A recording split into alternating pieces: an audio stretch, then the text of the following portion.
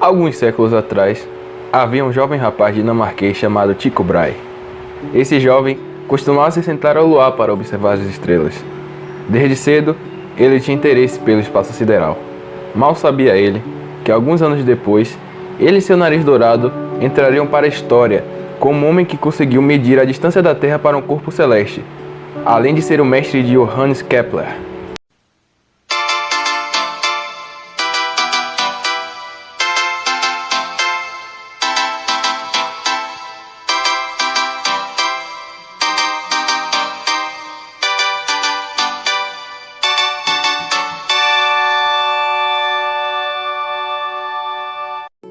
A insatisfação para a explicação do surgimento dos corpos do universo é o pontapé inicial para estruturar a concepção de cosmologia.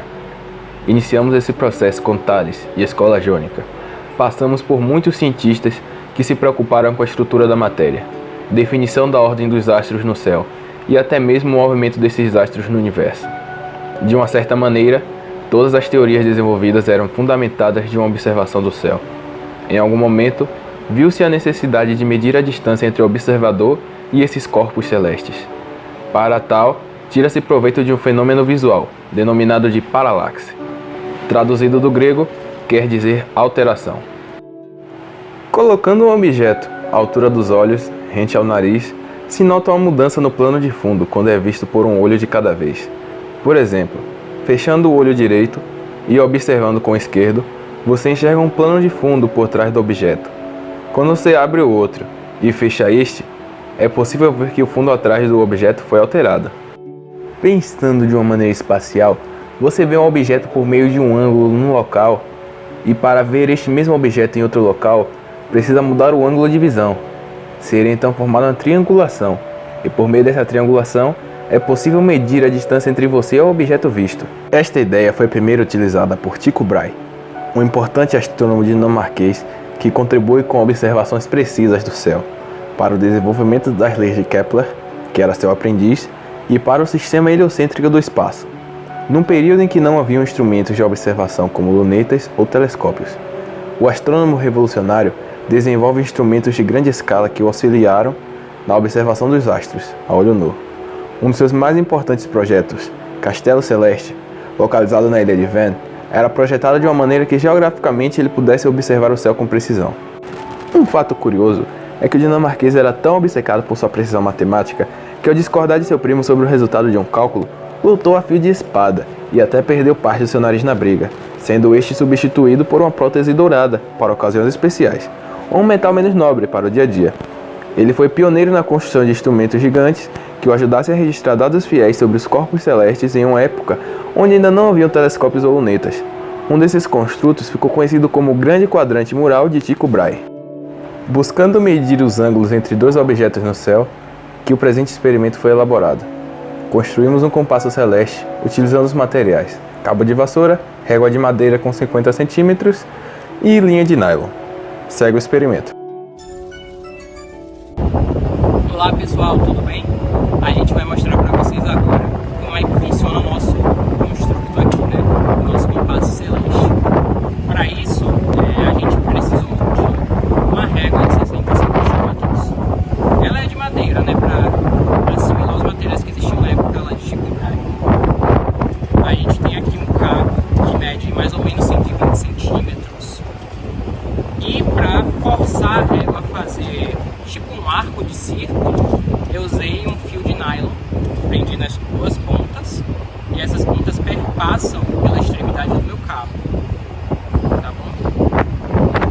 Aqui, esse arco, na verdade, ele pode medir ângulos de até 30 graus, isso porque ele é um arco de uma circunferência de raio de 120 centímetros, tá bom?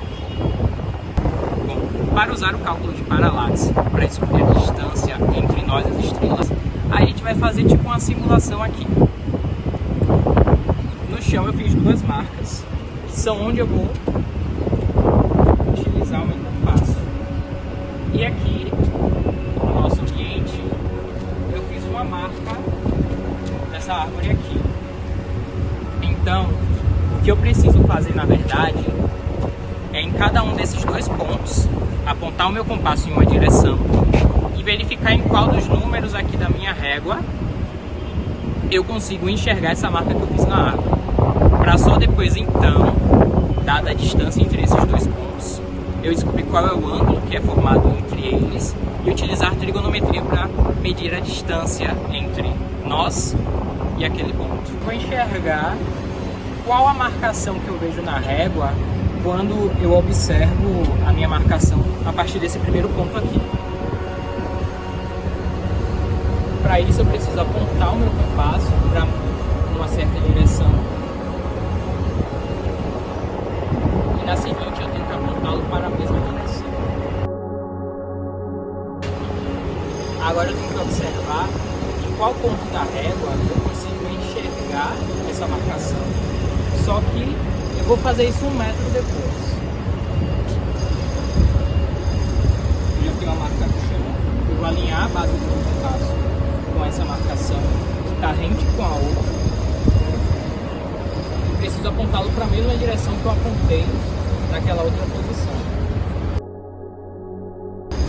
Pronto.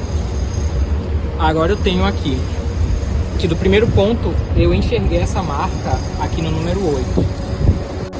E no outro ponto, meu marcador nem vai, mas eu enxerguei aqui no número 60, bem no limite mesmo. Será que essa conta vai dar certo? Agora eu vou utilizar os dados que eu captei com o meu compasso para poder dizer qual a distância que aquela marca está entre a gente.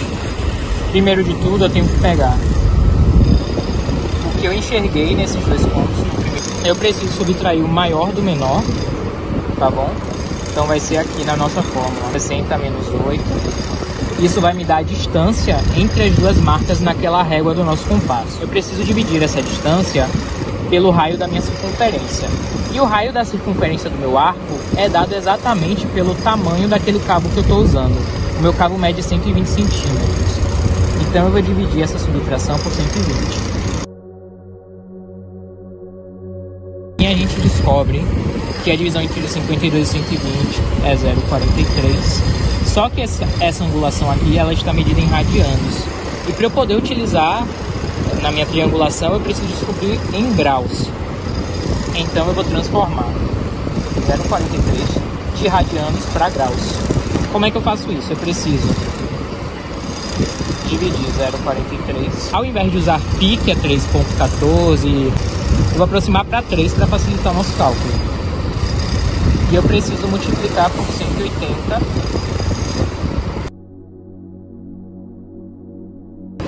Pronto, a gente descobriu agora que dá 25,8. Simulando uma triangulação aqui, eu vou aproximar esse 25,8 de 26.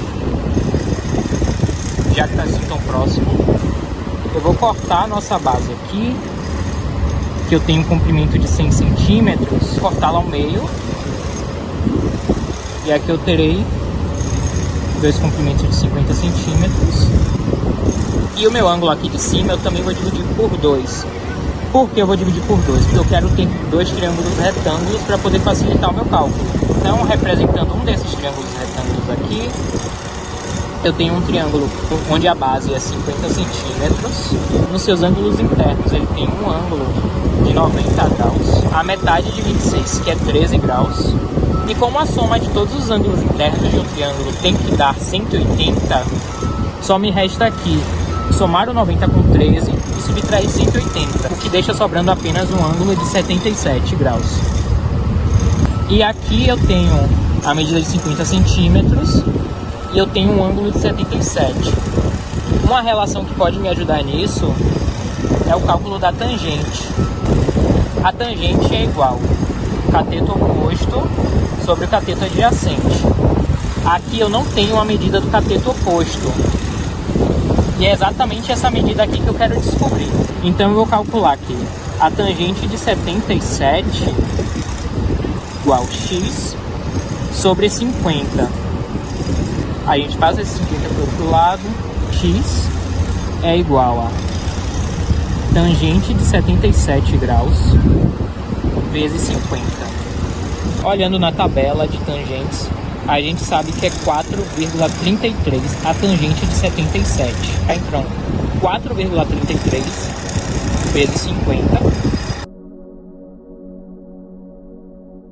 O resultado do nosso cálculo é, então, 216,5. Isso em centímetros. Em metro quer dizer 2 metros e 16 centímetros. Vamos ver se esse cálculo realmente está certo? Bom, vou medir agora para saber se o cálculo que eu fiz realmente está condizente com a distância entre esse ponto e o lugar que eu fiz as medições.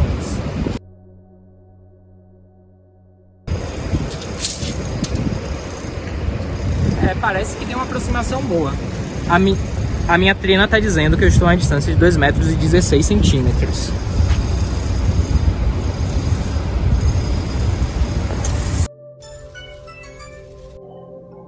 Neste exemplo, nós descobrimos a distância entre nós e um ponto.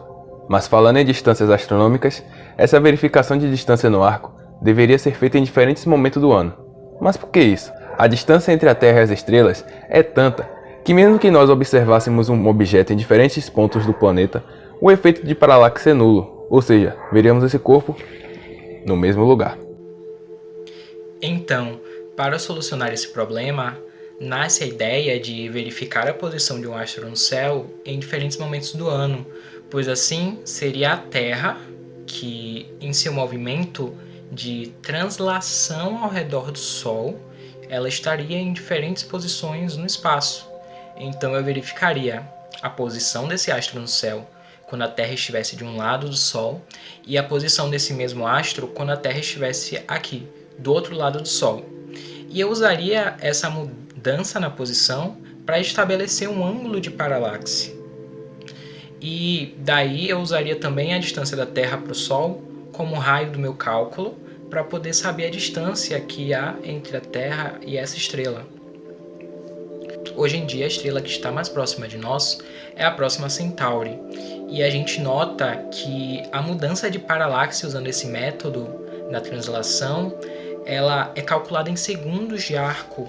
Se eu penso que 1 grau aqui nos instrumentos que a gente já usa atualmente é uma distância tão pequena, segundo de arco é algo muito menor. Isso deixa o nosso cálculo muito mais complexo e a margem de erro aumenta muito mais. Então quer dizer que o nosso compasso celeste é inútil? Não. Foram atribuídas outras funcionalidades para ele, inclusive que ajudaram a desenvolver a física que conhecemos hoje. Analisando os dados dos planetas em diversos pontos do universo, foi possível constatar que os planetas giravam em torno do Sol e não da Terra como se pensava. Isso era uma ideia revolucionária para a época, mas abriu portas para outros conhecimentos. Ao constatar que realmente os planetas giravam em torno do Sol e não da Terra, percebeu-se que os planetas mais distantes do Sol, eles giravam um pouco mais lento, eles giravam com a lentidão a qual os planetas que estavam mais próximos do Sol não apresentavam. Então existia essa diferença. Partindo para outra análise, a interação existente entre a Terra e a Lua e como a sua distância visível influenciava na subida das marés, foi possível iniciar o processo de descrição do que chamamos de força gravitacional. Essa força de atração é a mesma que permite que existam os movimentos orbitais, que nos permitem ficar de pé e que atrai todas as coisas para o chão. Para você que ficou aqui até esse momento, que é um curioso em física, nós agradecemos a sua presença e contamos com vocês nos próximos experimentos.